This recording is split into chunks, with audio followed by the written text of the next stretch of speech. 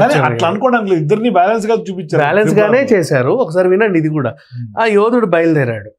ఆ యోధుడికి ఒక ఫ్రెండ్ పరిచయం అయ్యాడు. ఫ్రెండ్ నువ్వు ఎందుకు వచ్చావు అని అడిగాడు.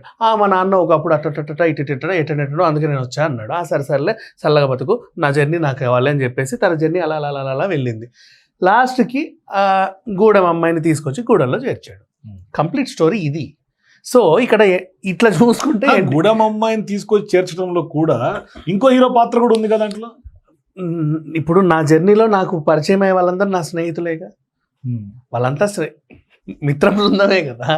సో టాస్క్ హీరో మొదలు పెట్టాడు, హీరో టాస్క్ కంప్లీట్ చేశాడు. అంటే ఒకటి మీరు అనొచ్చు, అది మన మల్టీ హీరో ఫిలిమ్స్ లో ఆ విధంగా ఒకరికే కన్ఫైన్ అయినటువంటి పరిస్థితి లేదు. అట్లా చూసుకుంటే మల్టీ హీరో సినిమాలలో ఇప్పుడు సి ఫర్ ఎగ్జాంపుల్ గోపాల ఉంది, ఇద్దరికి ఈక్వల్ రోల్స్ ఉన్నాయి. అండ్ నెక్స్ట్ సీతం వాకిట్లో ఇద్దరికి ఈక్వల్ రోల్, అన్నదమ్ముళ్ళే ఎంత కాదనుకున్నా, ఇతనికి ఎంతో అతనికి అంత. ఇక్కడ ఎందుకు మీరు అట్లా అనుకోవట్లేదు?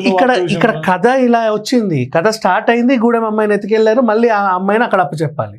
ఆ అమ్మాయిని తీసుకురావడానికి యోధుడు బయలుదేరాడు, చాలా మందిని పరిచయం చేసాడు, హాయ్ హాయ్ హాయ్ అనుకుంటూ వెళ్ళాడు, లాస్ట్కి అమ్మాయిని తీసుకొచ్చి ఇక్కడ పెట్టాడు.